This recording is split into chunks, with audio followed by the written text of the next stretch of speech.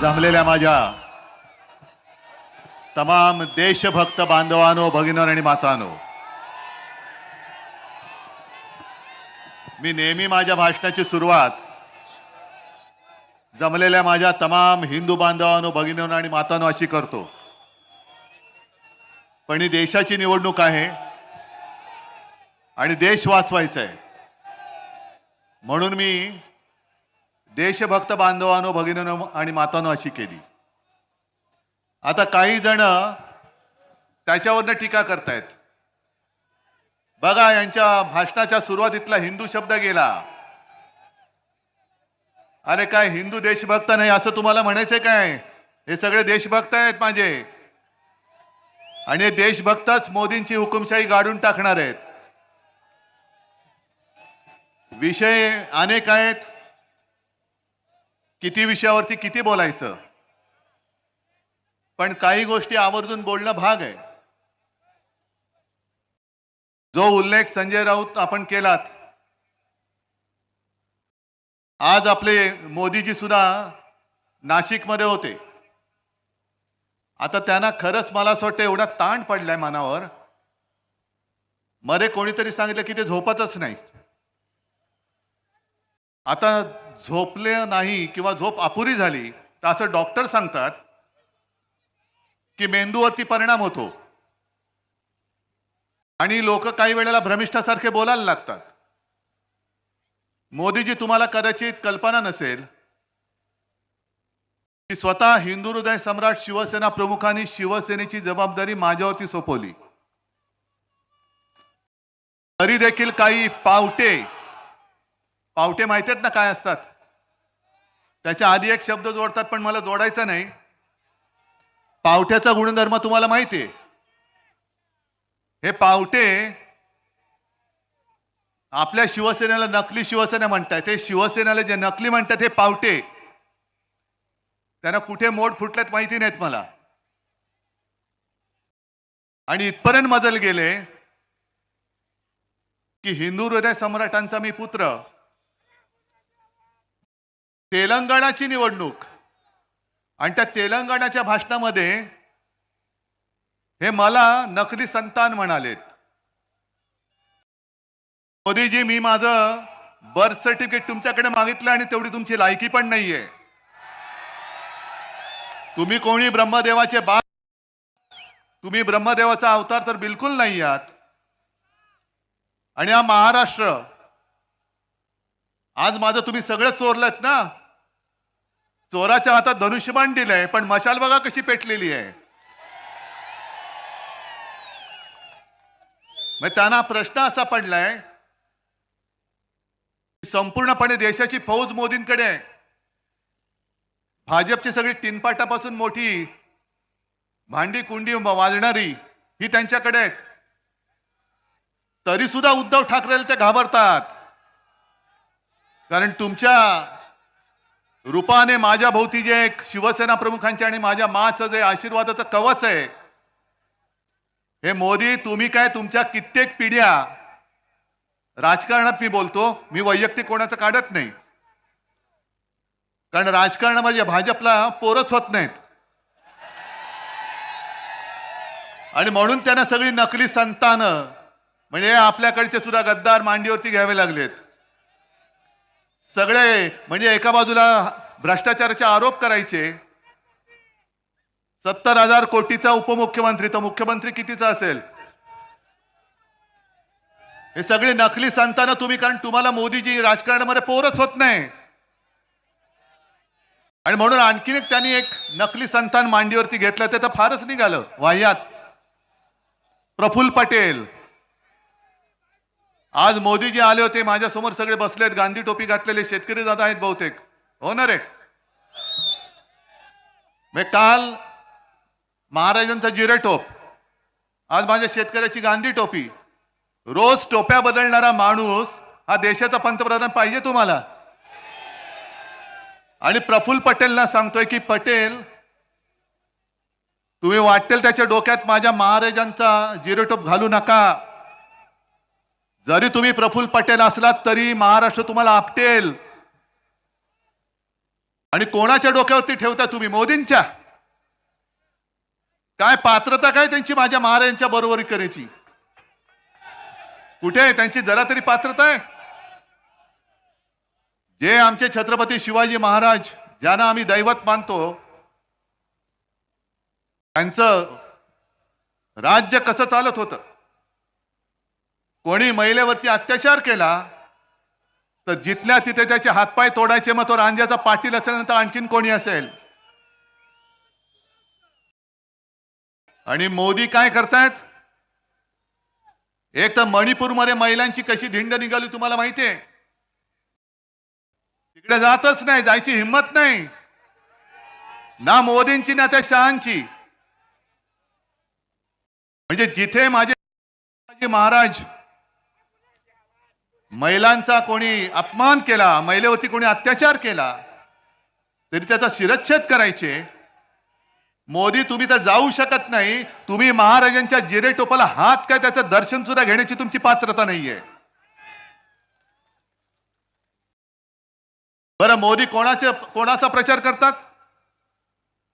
इकडे जो उमेदवार उभा आहे त्याचं काहीतरी व्हिडिओ फिरताय. मग असा ज्या व्यक्तीचा उमेदवार आहे तो महाराजांचा जिरेटोप घालू शकतो? कर्नाटकामध्ये तो प्रज्वल रेवण्णा, नाव ऐकलं असेल तुम्ही, बलात्कार करणारा माणूस, महिलांवरती अत्याचार करतानाचे व्हिडिओ काढणारा माणूस. आणि मोदी निर्लज्जपणाने सांगतायत की या रेवण्णाला मत म्हणजे मोदींना मत. हे माझ्या महाराजांची बरोबरी होऊ शकते? हा माझ्या छत्रपती शिवाजी महाराजांचा आणि माझ्या महाराष्ट्राचा अपमान आहे. प्रफुल्ल पटेल आज कदाचित बोलले तसं ऐकलं की महाराजांचा अपमान करण्याची आमची तशी काही नव्हती, पण यापुढे दक्षता घेऊ. म्हणजे तुम्हाला सुद्धा कळलंय की तुम्ही ज्यांच्या डोक्यामध्ये महाराजांचा जिरेटोप घातला ते डोकं त्या लायकीचं नाहीये, अजिबात लायकीचं नाहीये.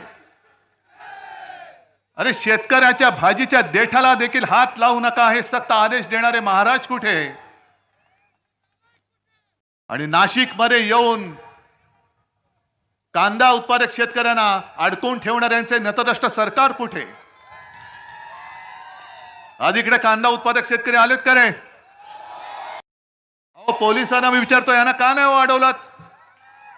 हे कसे आले माझ्या समेत? कारण ही माझी माणसं आहेत. आणि कांदा उत्पादक शेतकऱ्यांना सुद्धा सांगतोय, मी जी लढतोय ती माझी लढाई नाही, मी तुमची लढाई लढतोय. तुमच्या सगळ्यांची लढाई लढतोय मी. आणि तुमच्या भरोशावरती मी या हुकुमशहाच्या समोर उभा राहिलेलो आहे. आणि मी त्यांना आव्हान देतोय की आज तुम्हाला मुंबईमध्ये रस्त्यावरती आणलेलं आहे. या माझ्या छत्रपती शिवरायाच्या महाराष्ट्राचा जो अपमान करेल त्याला आम्ही गुडघे टेकायला लावल्याशिवाय राहणार नाही, हे आम्ही महाराजांची शपथ घेऊन मैदानात उतरलेलो आहोत. पण यांच्या मनामध्ये आकस किती आहे? हा माझा कांदा उत्पादक शेतकरी महाराष्ट्राचा आहे, त्याच्यावरती निर्यात बंदी आहे. निर्यात जर का काढली तर कर लावतात, पण स्वतःच्या गुजरातमध्ये निर्यात बंदी उठवून त्यांना निर्यातीची परवानगी देता तुम्ही. का तुम्ही हा भेदभाव का करताय?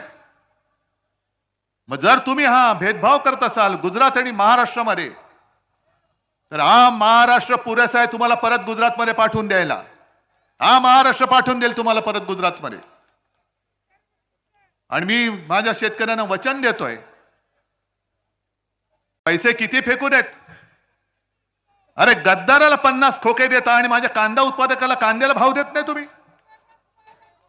या नाशिक मधल्या एका कांद्याला 50 खोके दिलेत ना तुम्ही. दिले ना, गद्दारी केली म्हणून त्याला 50 खोके दिले. तुम्ही आता शेतकरी बनून तुमची ताकद दाखवली पाहिजे. मी तुम्हाला वचन देतो, आपल्या इंडिया आघाडीचं सरकार आल्यानंतर तुमचा हिताचा निर्णय मी घेतल्याशिवाय राहणार नाही, माझं तुम्हाला वचन आहे. नाहीतर सरकार कोणाचं आहे? मोदी जे काय फिरतात शहनशाह सारखा आणि आमच्यावरती टीका करतात. मी कालच्या सभेत सुद्धा बोललोय, त्यांच्याकडे रेकॉर्ड तीच आहे.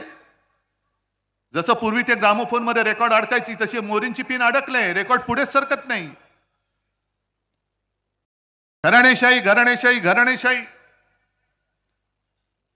उद्धव ठाकरे आदित्य ठाकरेला मुख्यमंत्री करण्यासाठी लढतोय. शरद पवार सुप्रिया सुळेला मुख्यमंत्री करण्यासाठी लढतायत. अहो निदान आम्ही आमच्या मुलांसाठी लढतोय. आणि मुख्यमंत्री करायचं नाही ते जनता ठरवेल. पण तुम्ही स्वतः किती वेळेला नवरदेव बनून बोल्यावर चढणार ते पहिले सांगा.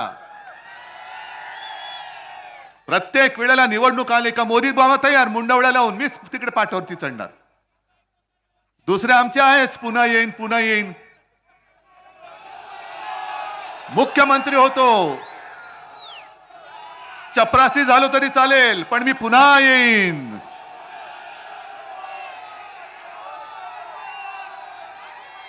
मग हे तुम्हाला पटतंय? मग आमच्याकडे तुम्ही बोट दाखवता काय आम्ही घराणेशाही केली.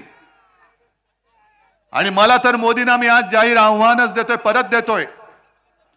मोदी तुम्ही वंशावळ घेऊन या. गेल्या 7 पिढ्यांची मी माझी घेऊन येतो.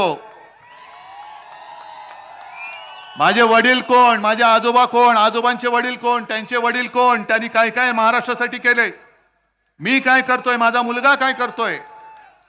मोदीजी तुम्ही तुमची वंशावळ घेऊन या आणि दाखवा, एकदा खरी काहीतरी दाखवा. नकली डिग्री सारखी नकली वंशावळ घेऊन येऊ नका. कधीतरी सांगता तुम्ही रेल्वे स्टेशनवरती चहा विकत होतात, कधीतरी सांगता हिमालयामध्ये गेलो होतो, कधीतरी सांगता बांगलादेशच्या स्वातंत्र्य युद्धात होते. वाटेल ते जे तोंडात येईल ते थापा मारतायत. पण आता मात्र आम्ही तुम्हाला थारा देणार नाही, अजिबात देणार नाही. कारण गेल्या 2 वेळेला 14 आणि 19ला आमचीच चूक होती. आणि मी त्याच्यासाठी पूर्ण महाराष्ट्राची माफी मागतोय, तुमची सुद्धा मागतो. कारण 19 साली आणि 14 साली मीच आलो होतो मोदींना मत द्या सांगायला. ही मोठी चूक झाली. कारण ह्यांच्या मनामध्ये जे विष आहे, हे विष आता बाहेर पडलेलं आहे. ज्या पद्धतीने त्यांनी माझा घात करण्याचा प्रयत्न केला, सोन्यासारखी माझी शिवसेना, छत्रपतींचा पवित्र भगवा, मोदी तुम्ही त्या भगव्याला कलंक लावलेला, गद्दारीचा कलंक लावलेला आहे. आणि याचा पुरावा या मिंद्यानीच दिलेला आहे.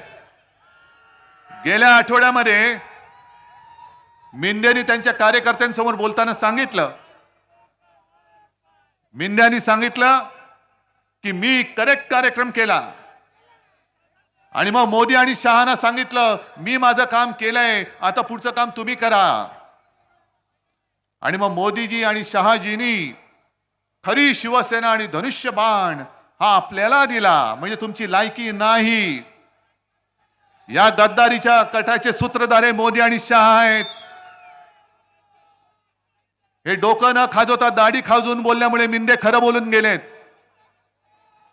मोदी आणि शहाने महाराष्ट्राच्या पाठीत खंजीर खुपसलेला आहे. आणि अमित शहा ते पण असेच काल परवाकडे वसईत येऊन गेले आणि ते पण बोलून गेले नकली सेना. मी मागेच बोललो होतो, जो याच्या पुढे शिवसेनेला नकली बोलेल कोणी असेल तो बेअकली आहे. कारण जो अक्कलवान असतो त्याला एकदा सांगितल्यानंतर कळतं. पण ज्याला अक्कलच नसते त्याला किती वेळा, म्हणजे गाढवा पुढे वाचली गीता, कालचा गोंधळ बरा होता. म्हणून आम्ही तुमच्या समोर गीता वगैरे काय पठण करणार नाही. जे काय आहे तो माझा महाराष्ट्र आता तुम्हाला तुमच्या भाषेत उत्तर देईल. मी 22 जानेवारीला सुद्धा आलो होतो. 23 जानेवारीला इकडे सभा झाली होती. मला विचारतात अमित शहा 370 कलम काढलं काश्मीर मधलं, त्याच्याबद्दल उद्धव ठाकरेंचं काय मत आहे. अहो 370 कलम काढायला आम्ही सुद्धा पाठिंबा दिला ना, जाहीर पाठिंबा दिला. पण तुम्ही खरंच 370 कलम काढलेत का? 370 कलम काढल्यानंतर काश्मीर शांत झालंय का? काश्मीर मधले पंडित जे आपल्याच देशामध्ये निर्वासित होऊन संपूर्ण इकडे तिकडे पसरले होते, ज्यांना फक्त आणि फक्त हिंदू हृदय सम्राट शिवसेना प्रमुखांनी आपल्या महाराष्ट्रामध्ये आसरा दिला. मोदीजी तुमचं नाव सुद्धा कोणाला माहित नव्हतं तेव्हा. पण खरंच 370 कलम काढले. कारण मला जी माहिती मिळाली धक्कादायक मिळाली. गेल्या आठवड्यामध्ये बाजूला म्हणजे जळगावमध्ये माझी सभा होती आणि त्या सभेमध्ये आपले वकील असीम सरोदे होते आणि असीम सरोदेनी एक कायदेशीर मुद्दा मांडला आणि त्यांनी सांगितलं की 370 कलम काढलेलं नाही. ते काढण्यासाठी जी एक वैधानिक प्रक्रिया करावी लागते विधानसभेच्या मार्फत ती केलेलीच नाहीये. मग यांनी त्यातलं एक काम काय केलं तर 370 ब म्हणून त्यातलं एक पोट कलम आहे ते तूर्त निष्प्रभ करून ठेवलेलं आहे. आता तुम्ही म्हणाले तुम्ही काय सांगताय निष्प्रभ केलं म्हणजे काय केलं. म्हणजे थोडक्यात सांगायचं हे दिवे आहेत. या दिव्याचं बटन मी बंद केलंय. दिवे काढलेले नाहीत. बटन दाबलं का पुन्हा दिवे चालू होणार. तसं 370 ब कलम त्यांनी निष्प्रभ केलंय आणि त्याचा परिणाम असा झालाय की जी एक बंदी होती की काश्मीरच्या बाहेरची लोक काश्मीरमध्ये जागा विकत घेऊ शकत नाही ती बंदी उठवली गेली. पण त्याचा फायदा कोणी घेतला. सगळ्यात जास्त फायदा अदानींनी घेतलेला आहे. सगळ्यात जास्त जमीन अदानींनी खरेदी केलेली आहे आणि अदानींनी एवढ्यासाठी खरेदी केली की त्या जागांमध्ये लिथियमचा सगळ्यात मोठा साठा तिथे आहे काश्मीरमध्ये आणि ती जागा गौतम अदानींनी विकत घेतलेली आहे. म्हणजे पुन्हा तिथली जागा आणि तिथला पैसा कुठे गेला. मोदी आणि गुजरात. आणि या लिथियमचा उपयोग आपल्या मोबाईलच्या सेल पासून अगदी हार्टमध्ये जरी काही उपकरणं असतात तिथपासून अगदी जी इलेक्ट्रिक व्हेकल येतात त्यांच्या बॅटऱ्या बनवण्यासाठी या लिथियमचा उपयोग केला जातो. मग तुम्ही काय सांगताय की देश भावनेमुळे देशासाठी आम्ही 370 कलम काढलं. नाही काढलं. तुम्ही अदानीसाठी काढलेलं आहे. आणि संशय येऊ नये म्हणून अचानक मोदी अदानी आणि अंबानी बद्दल बोलले. मोठं विचित्र आहे. आकृत आहे. ज्याच्या विमानातून तुम्ही फिरलात ज्यांनी भरभरून तुम्हाला सगळं काही दिलं. परदेशात जाताना पंतप्रधान म्हणून अदानी तुमचं बोट धरून सगळीकडे फिरलेत आणि त्या अदानी बद्दल तुम्ही बोललात. राहुल गांधींना त्यांनी प्रश्न विचारला कि अदानी और अंबानी से ट्रक टेम्पो भर भर के कितना माल आपने उठाया बोलो. तुम्ही अदानीने जरूर विचारा. राहुल गांधीने जरूर विचारा.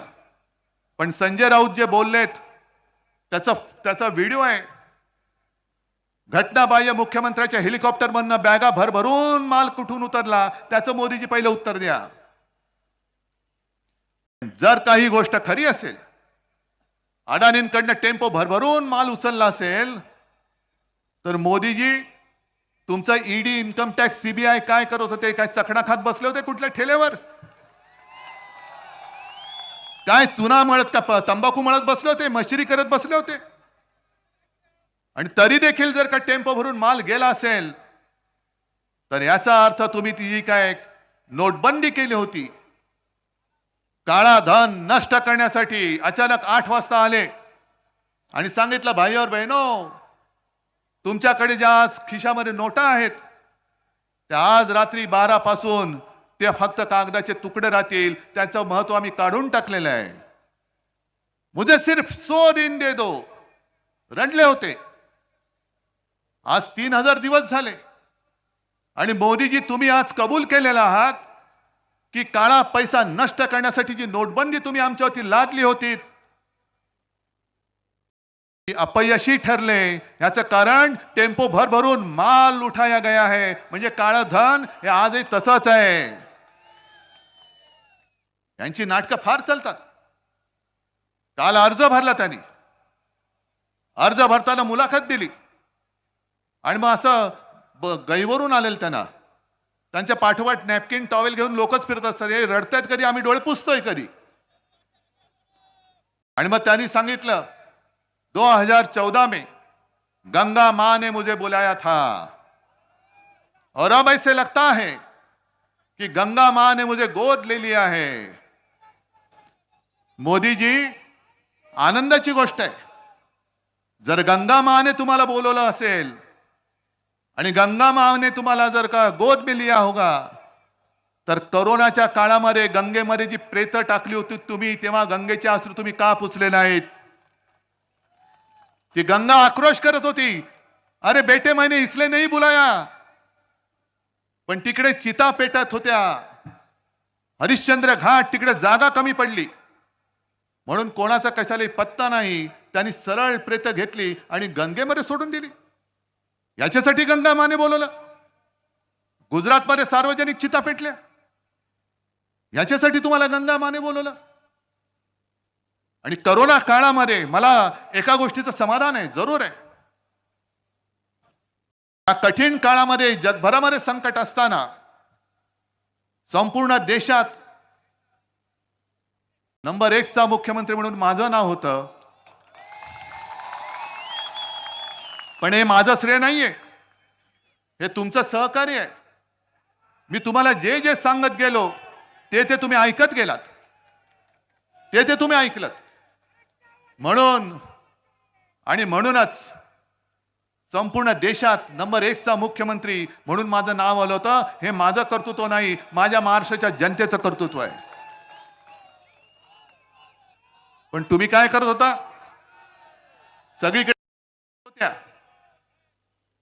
आणि अमित शहा आणि हा सगळा कंपू, हा निवडणूक रोख्यामधनं हजारो कोटीचा ज्यांनी घोटाळा केले, हजारो कोटी. म्हणजे निर्मला सीतारामनचे जे पती आहेत त्यांनी तर त्याचं वर्णन जगातला सगळ्यात मोठा घोटाळा असं केलेलं आहे, जगातला सगळ्यात मोठा घोटाळा. अरे एवढं खाताय तुम्ही, खाल्लंयत, ओरबाडून खाताय. आणि मुंबई आम्ही वाचवली, महाराष्ट्र आम्ही वाचवला. आमच्यावरती आरोप करताय खिचडी घोटाळ्याचा. काढा ना तुमचा घोटाळा काढा, आणि आम्ही काही घोटाळा केला असेल ते सुद्धा एकदा होऊन जाऊ द्या, उघड होऊन द्या. माझी तयारी आहे. आव्हान मी घेतोय तुम्हाला. तुम्ही किती खाल्लेत आणि मी काय खाल्ले असेल तर मी किती खाल्ले, होऊ द्या तुम्ही. पण निवडणूक रोख्यांचा तुमच्याकडे काही उपाय नाही, काही उत्तर नाहीये. 10,000 कोटी सगळ्यात मोठा घोटाळा तो पचवता तुम्ही, आणि पचलायचं वाटतं तुम्हाला. कोरोना काळामध्ये सुद्धा पीएम केअर फंड, पीएम म्हणजे काय, त्याचं फुल फॉर्म काय? काय उगाच काहीतरी नाव, दुसरी काय अक्षरं नव्हती म्हणून पीएम केअर केलं तुम्ही? त्याची चौकशी नाही. लाखो कोटी, मला वाटतं एकट्या टाटा समूहाने 1500 कोटी रुपयाचा चेक पहिला त्याने दिला होता. 1500 कोटी. असे हजारो कोटी तुम्ही जमवले. इथले सुद्धा तुमचे जे आहेत भाजपवाले, भाकड जनता पक्षवाले, यांनी सुद्धा महाराष्ट्र सरकारला पैसे नाही दिले, तुमच्या पीएम केअर फंडाला पैसे दिले. पण त्याचा हिशोब कोणी मागायचा नाही. मग मोदीजी तुम्ही 4 तारखेनंतर तर पंतप्रधान नाहीच आहात. जसं तुम्ही जाहीर केलं होतं नोटबंदी, की आज रात्री 12 नंतर तुमच्याकडच्या नोटा या कागदाच्या तुकडे राहतील, तसं मोदीजी महाराष्ट्र जाहीर करतोय की 4 जून पासून तुम्ही फक्त नरेंद्र मोदी असाल, तुम्ही पंतप्रधान नसाल. तुम्ही पंतप्रधान नसाल. आणि तुम्ही पंतप्रधान नसल्यानंतर मग पीएम केअर फंड कोण हाताळणार ते पहिले सांगा. अरविंद केजरीवालने एक चांगला मुद्दा उपस्थित केलाय, आणि मला खरंच काळजी आहे, भाजपची काळजी आहे. कारण कोणे एकेकाळी तो आपल्या सोबती होता. मोदीजींनीच जाहीर केलेलं की 75 वर्षानंतर कोणी राजकारणात राहता कामा नये. मोदीजी, मला भाजपची चिंता का वाटते? कारण तुम्ही पंतप्रधान तर आता होतच नाही आहात, पण आणखीन 2 वर्षानंतर जेव्हा तुम्ही झोळी लटकावून निघून जाल, तेव्हा तुमच्या भाजपवाल्यांची काय हालत होईल? म्हणजे तुम्ही आज जे बोललात की नकली सेना आणि राष्ट्रवादी, नकली राष्ट्रवादी ही काँग्रेसमध्ये विलीन होईल. अहो 30 वर्ष तुमच्या सोबत राहून, तुमच्याकडनं दगाफटका खाऊन सुद्धा जो भाजपमध्ये आम्ही नाही गेलो, तर काँग्रेसमध्ये कसे जाणार? पण मला चिंता नाहीये. माझ्यासोबत हे जोपर्यंत जमलेले आहेत माझ्या आशीर्वादाचे सगळं कवच, तोपर्यंत माझ्या शिवसेनेला कोणापासूनही धोका नाहीये. पण मोदीजी, तुम्ही तुमच्या भाजपाची चिंता करा. ज्या वेळेला तुम्ही आम्हाला विचारता इंडिया आघाडीकडे चेहरे किती आहेत, दरवर्षी एक आम्ही पंतप्रधान देऊ. अहो निदान आमच्याकडे चेहरे आहेत, तुमच्याकडे तर चेहराच नाहीये. तुम्ही आता पंतप्रधान नसाल आणि 2 वर्षानंतर भाजपची हालत काय होईल ती बघा. 5 तारखेलाच अर्धा अधिक भाजपा फुटल्याशिवाय राहणार नाही. तर जाणार ज्यूस. हे सगळे तुम्ही जे काय गद्दार जमवलेले आहेत, ईडी, इन्कम टॅक्स, सीबीआय, कंठ्या यंत्रणा आमच्या हातामध्ये असतील. जे उंदीर तुमच्याकडे पळालेत त्यांच्या बरोबर कशा शेपट्या पकडतो ते बघा आम्ही. त्याच्यामुळे मोदीजी तुम्ही माझ्या शिवसेनेची काळजी करू नका. आई जगदंबा आणि आई भवानी समर्थ आहे. पण तुम्ही तुमच्या भाजपाची चिंता करा. आणि मुद्दामून एक गोष्ट सांगतो की 2009 साली लोकसभा निवडणुकीमध्ये मोदीजींनी 200च्या वर सभा घेतल्या होत्या. आणि नंतर मला भाजपवाले सांगत होते की काय करावं, जिथे जिथे यांना नेलं तिकडे आमचा सुपडा साफ झाला. त्याच्यामुळे मोदीजी अजून 2 दिवस राहिलेत. माझ्या नाशिक शहरामध्ये सुद्धा येऊन जा, सगळीकडे फिरा, म्हणजे सगळीकडे तुमचा सुपडा साफ होऊन जाईल. पण जी मस्ती तुम्ही दाखवत आहात, माझ्या महाराष्ट्राच्या हक्काचा तोंडचा घास पळून तुम्ही गुजरातमध्ये नेत आहात. काय गुन्हा काय केले हे एकदा सांगा ना. मी मगाशी जे तुम्हाला सांगत होतो की गेल्या 2 वेळेला महाराष्ट्राने भरभरून 40च्या वरती खासदार तुम्हाला दिले. महाराष्ट्राने तुमच्यावरती उपकार केले आणि त्या उपकाराची फेड तुम्ही अशी अपकाराने करता. आज तुम्ही जसं दारोदारी फिरताय, मत मागायला, मताची भीक मागायला फिरतात. तुम्ही सगळे, तुमच्या सोबत सगळी सेना, एअरफोर्सची विमानं, हेलिकॉप्टर्स, फक्त रणगाडे बाकी आहेत आता. आणि ते सुद्धा माझ्या शेतकऱ्यांना तुम्ही डांबून ठेवता, माझ्या शिवसैनिकांना अडकून ठेवता. मग एवढं सगळं असून तुम्हाला मतांची भीक मागावी लागते. आणि मग तुम्ही विचार करा, तुम्ही जी गेली 10 वर्ष माझ्या या महाराष्ट्राला फसवलं, संपूर्ण देशाला फसवलं. 2 कोटी लोकांना आम्ही रोजगार देऊ, एकाला तरी रोजगार मिळालाय? आणि हे सगळे सुशिक्षित आहेत, काही शिकलेले नसतील. पण तुम्ही जसे फिरतायत तसे हे नाही फिरू शकत. यांच्याकडे बुलेट प्रूफ सोडा, यांच्याकडे सायकल सुद्धा नसेल कदाचित. हे नोकरीसाठी वणवण फिरतायत, दारोदारी हिंडतायत, त्यांचे जोडे जिसतायत. तुम्हाला मत दिल्यानंतर यांना असं वाटलं होतं की आपल्याला आता नोकरी मिळेल, कोणी नोकरीला उभं करत नाही. उलट तुमचे जे काही सगळे गुजराती नाही, पण काही मोजके जे शेफारलेले आहेत ते सरळ जाहिरातीत सांगतात मराठी माणसाला इकडे प्रवेश नाही. ही मस्ती महाराष्ट्राने सहन करायची? या सगळ्या दमदाट्या आम्ही आमच्या घरामध्ये सहन करायच्या? अरे घेऊन जा ना, जसे आमचे उद्योग नेले तसे मस्तवाल जे तुमचे आहेत चमचे, त्यांना सुद्धा घेऊन जा तिकडे. आणि प्रफुल्ल पटेलला मी सुद्धा सांगतोय, छत्रपतींनी सुरत लुटली होती स्वराज्यासाठी, आणि सुरतेचे 2 बोके छत्रपतींचा महाराष्ट्र लुटतायत. आम्ही तर त्यांना मत काही किंमत पण देत नाही. पण प्रफुल्ल पटेल, तुम्हाला महाराजांचा इतिहास शिकावा लागेल. आणि मोदीजींना सांगतोय की तुम्ही बाळासाहेब बाळासाहेब बोलताय, एक तर तुम्ही हिंदू हृदय सम्राट बोलायला शिका. कारण या देशात एकमेव हिंदू हृदय सम्राट झाले ते म्हणजे आपले शिवसेना प्रमुख बाळासाहेब ठाकरे. हे तुमच्यासारखे नकली विश्वगुरू नव्हते, तुमच्यासारखे नकली डिग्री घेऊन फिरणारे नव्हते. पण जो मी शिवसेनेचा वचननामा दिलेला आहे, त्या वचननाम्यामध्ये मी जी काही वचनं दिलेत त्यातलं पहिलं वचन मी शिवरायाची शपथ घेऊन सांगतो की इंडिया आघाडीचं सरकार देशात आल्यानंतर या 2 लुटारूंनी जो माझा महाराष्ट्राचं वैभव लुटलेलं आहे, ते वैभव मी माझ्या महाराष्ट्राला पुन्हा प्राप्त करून दिल्याशिवाय राहणार नाही. शेतकऱ्यांना सुद्धा सांगतोय, कारण मी करून दाखवलेलं आहे. मी हवेत गोष्टी करत नाही. मी मुख्यमंत्री होतो तेव्हा पहिल्या अधिवेशनामध्ये माझ्या शेतकरी दादाला 2 लाखापर्यंत पीक कर्ज मी मुक्त करून दाखवलेलं आहे. आणि 5 वर्ष जर का मला मिळाली असती तर कदाचित या शेवटच्या वर्षी सुद्धा मी शेतकऱ्याला कर्जमुक्त केलं असतं. पण शेतकऱ्यांनो, तुम्हाला तुमचा हमी भाव काढा ना. तुम्ही महाराष्ट्रामध्ये इतरत्र सगळीकडे विचारा, कुठे कुठे जे जे पीक येतं, कापूस येतो, सोयाबीन येतं, तूर असेल, आणखीन काय असेल, महाविकास आघाडीच्या वेळेला काय भाव मिळत होता आणि आज किती मिळतोय, काढा तुम्ही. अरे सारी महानंदा डेअरी आपली ती यांनी गुजरातच्या घशात घातली. हे लाचार हे बाळासाहेबांचे विचार. सगळे जे काही आहे महाराष्ट्राचं ते देऊन टाक गुजरातला, पण यांची चाकरी करत राहा. हे शेळपट नेबळट हे बाळासाहेबांचे विचार पुढे नेऊ नाही शकत. डेअरी दिली ती दिलेच, वरती 250 कोटी रुपये दिले. अंगणवाडी सेविकांच्या मानधनामध्ये काही वाढ नाहीये. 74,000 आशा सेविका यांना गेले 3-4 महिन्यापासून मानधन मिळत नाही, कारण केंद्राचा हिस्सा मिळत नाहीये. मोफत उपचारासाठी जे काही दवाखाने उघडले होते, होतेच मोफत उपचार.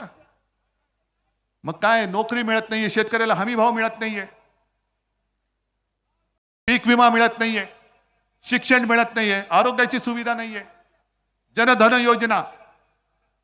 बरं, ती आणखीन एक काहीतरी योजना आहे, प्रधानमंत्री सन्मान योजना. शेतकऱ्याच्या खात्यात 6,000 रुपये देणार. मिळाले असतील तुम्हाला, मिळालेत ना? नाही, काही जणांना मिळालेत,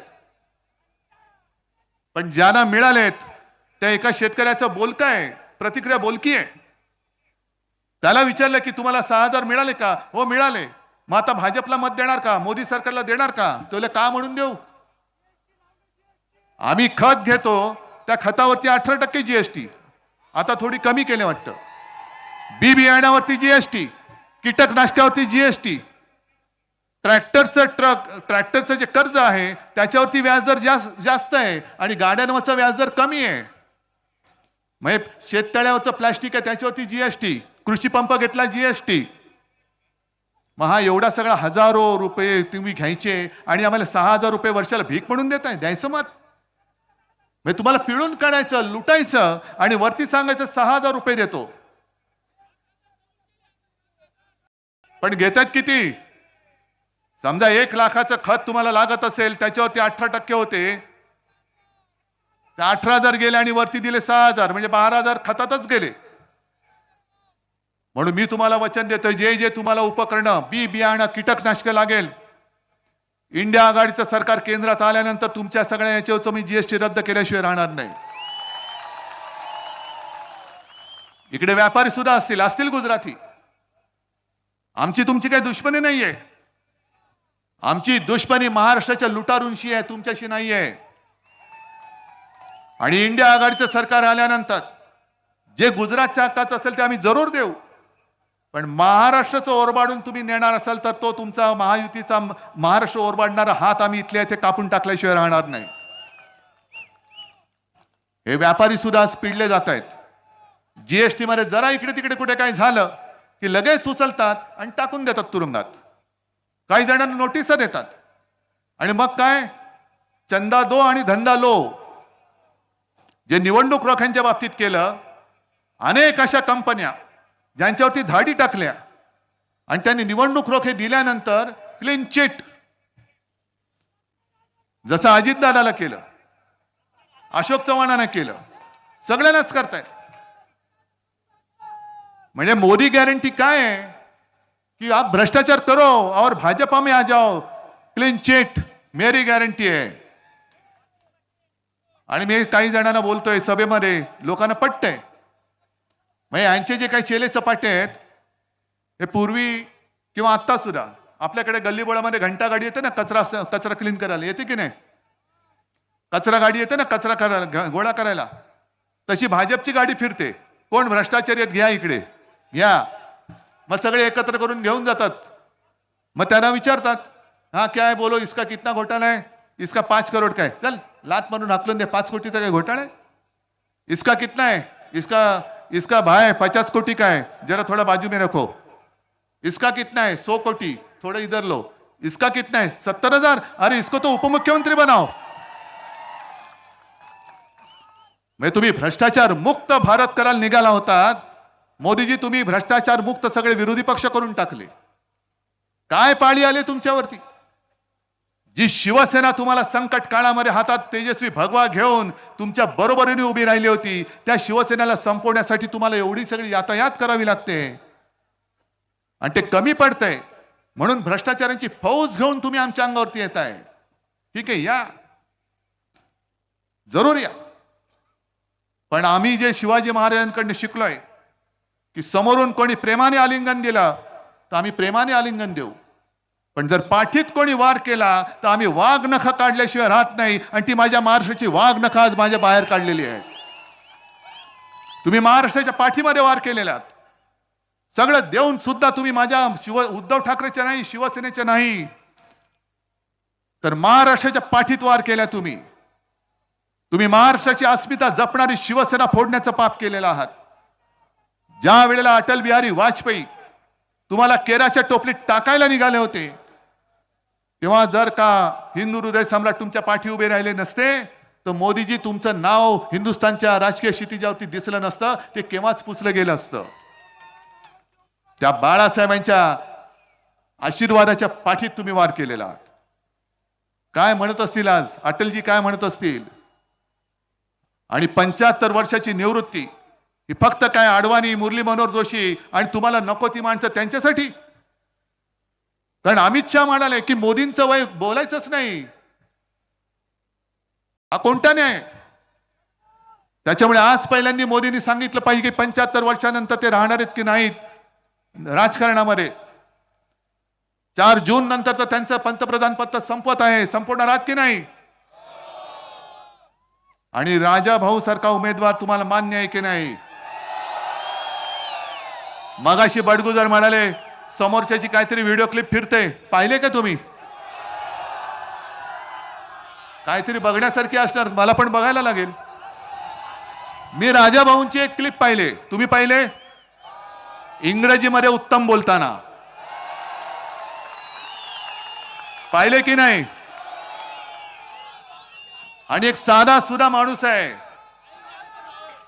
साधा सुधा माणूस आहे, शब्दाला जागणारा माणूस आहे.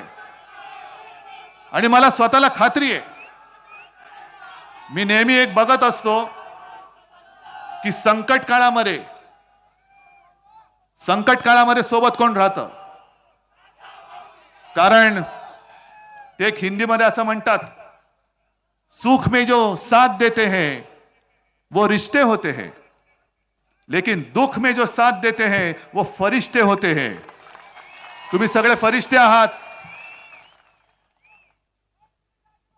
आणि राजाभाऊंचा विजय मला नुसता राजाभाऊ वाजे विजय असं नकोय, प्रचंड झाला पाहिजे. गद्दाराचं डिपॉझिट जप्त करून झाला पाहिजे.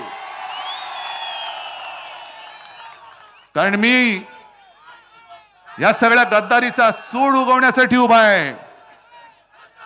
हेच गद्दार मला येऊन सांगून गेले होते की उद्धवजी 2019 साली आपण जी लोकसभा जिंकलो ते मोदींचा फोटो लावून जिंकलो. मग त्या गद्दारांना मला विचारायचे की जर 2019 ची निवडणूक आम्ही मोदींचा फोटो लावून जिंकलो होतो, तर आज मोदींना माझ्या वडिलांना चोरून त्यांचा फोटो लावून का मतं मागावी लागतायत? याचं कारण मोदी नावाचं नाणं या महाराष्ट्रामध्ये चालत नाही. जसं तुम्ही नोटबंदी केली तशी महाराष्ट्राने तुमची नाणेबंदी केलेली आहे. फक्त एक लक्षात घ्या, कारण वर्षानुवर्ष एक निशाणी आपल्या डोक्यात बसली होती आणि बरोबर त्यांनी डाव टाकला. हे भेकड आहेत, भाकड आहेत, चोर आहेत, बोगस आहेत. याचं कारण यांच्याकडे कोणी आपल्यासाठी लढणाऱ्या या मैदानात उतरवला कोणी मर्दच नाहीये, गद्दारानं उतरवलंय आपल्या समोर. आणि तुमचा गोंधळ होण्यासाठी आपलीच निशाणी चोरून त्यांना दिलेली आहे. पण आता आपली निशाणी काय? घरोघरी घेऊन गेलायत. पण मतदान करताना एक लक्षात घ्या, नुसता आवाज आला म्हणजे निघायचं नाही. मशाली समोरचं बोट दाबल्यानंतर मशाली समोरचा दिवा लागतोय की नाही बघायचा. तो दिवा लागल्यानंतर निघायचं नाही. त्या व्हीव्हीपॅट मशीन मध्ये ती स्लिप आली की नाही, त्याच्यावर मशाल दिसते की नाही बघायचं. ती बघून निघायचं नाही, ती स्लिप खाली पडते की नाही बघायचं आणि मग निघायचंय. मग आपलं ठरलंय, हातामध्ये काय? आणि विजय होणार विशाल. जय हिंद, जय महाराष्ट्र. सर्व शिवसैनिक बांधवांना विनंती